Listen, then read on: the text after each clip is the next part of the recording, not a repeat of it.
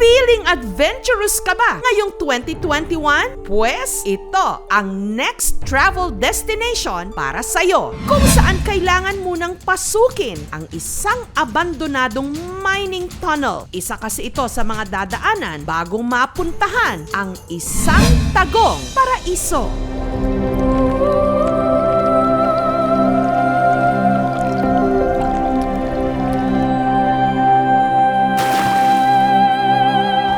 Pagkaganda-gandang paliguan na magpapa-fresh sa'yo ngayong 2021. Naiintriga ka na ba?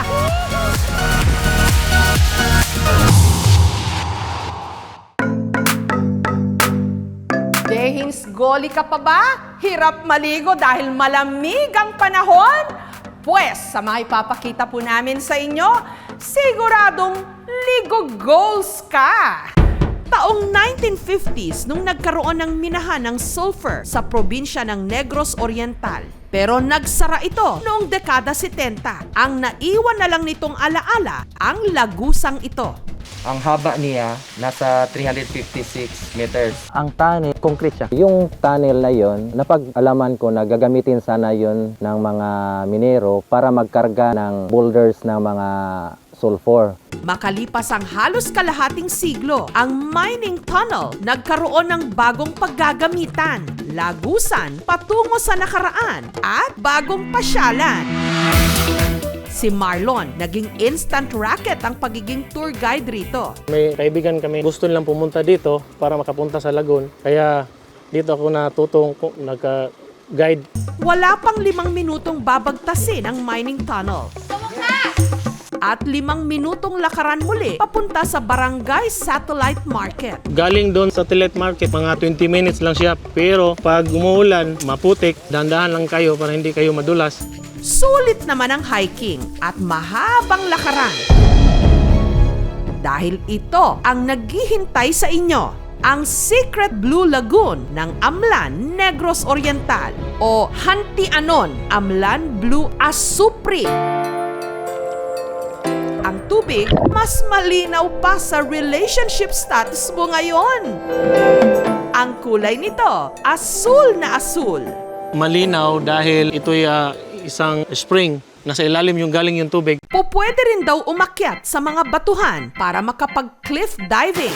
Ang lalim ng tubig, nasa 2 hanggang 4 na metro. Wala siya sa pareng lugar. Maganda daw siya sa katawan dahil sulfur daw siya. Pero ang Secret Blue Lagoon dati palang sapa at hindi pinapaliguan dahil bahagi ito dati ng minahan. 1963, nagtrabaho ko sa una ng lagon, gamay pa kayo ng sapa. Sa una wala yung mga ligo. Kanang sapa dito, naadyo gagawa nga sulfur. Ang dati na kong papa, nagatrabaho ng minero sa year 60s. Ang sahod nila dati 4 piso per days. Tapos, nag-out ang mining noong 70s. Mayroong nagportis ang dole, pagpasaka ng sahod. Nag-out na lang ang mining, dili kaya lang sahod, pasakain.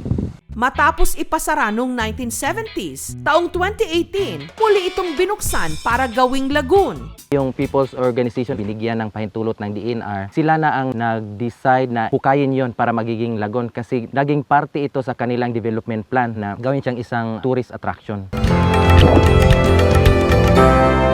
Kung ang tubig sa Blue Lagoon, payapa. Ang tubig naman sa Cabgan Island sa bayan ng Barobo sa Surigao del Sur, beast mode. Ang hampas ng tubig, kaya raw umabot ng hanggang 2 palapag.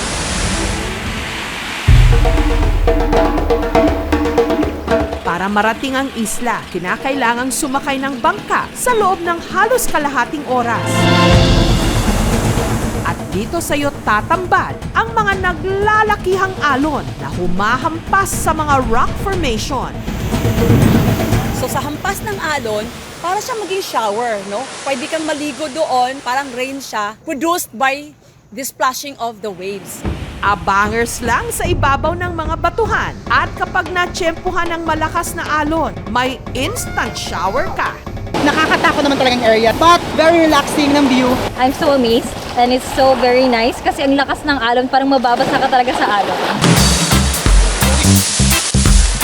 Ang residente ng isla na si Merlin, parang araw-araw ditong nakabakasyon. Kasi yung lolo at saka lola namin, sa kanila itong Cabgan Island. Mga heirs na po yung parents ko at saka kami na mga anak. Pero para masiguro ang kaligtasan ng mga dadayo, We cannot compromise the safety ng ating mga turista. We will not allow talaga sa mga turista pupunta doon na walang tour guide. Wala pa tayong safety officers. It's not really that prepared for the tourist na pupunta kung saan-saan lang sila gusto. isa ba kayo sa mga hirap maligo ngayong malamig ang panahon? Ito ang perfect para sa inyo. Matatagpuan sa bayan ng Irusin sa Sorsogon, ang tinaguriang Springs Resort capital ng probinsya. Ang hot and cold springs resort na ito. Dahil malapit sa Bulkang Bulusan, ang mga pool dito nagiinit. Pagbukang liwayway, makikitang umuusok at umiinit na ang pool na tumatagal ng ilang minuto. Pero kahit hindi na umuusok, hindi pa rin bumababa ang temperatura ng pool. Umiinit pa rin hanggang 46 degrees Celsius. At kahit ganito kainit, pwedeng magbabad. Marami nagsabi sa amin na ito magaling daw sa katawan dahil may hot spring. Naisip pa namin pumunta ngayon. Pero kung hindi naman kaya ng katawan ang ganitong init, pwedeng umupo sa gilid at ilublob na lang ang mga paa. Meron din silang jacuzzi na lagpas 49 degrees Celsius naman ang temperatura. Ang jacuzzing ito, takbuhan daw ng mga may karamdaman. Kagaya ng 57 anyos na si Felipe na dati nang na-stroke.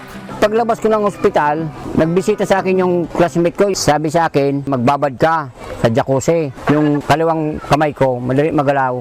Nakatulong po ang pagbabad ko dahil medyo lumakas yung katawan ko. Nabangga po kami ng dalawang top down. Ako yung nagrabihan. Both leg ko po, bali-bali. Karamihan naman talaga pag baldado at saka na-aksidente, dito man talaga yung pumupunta.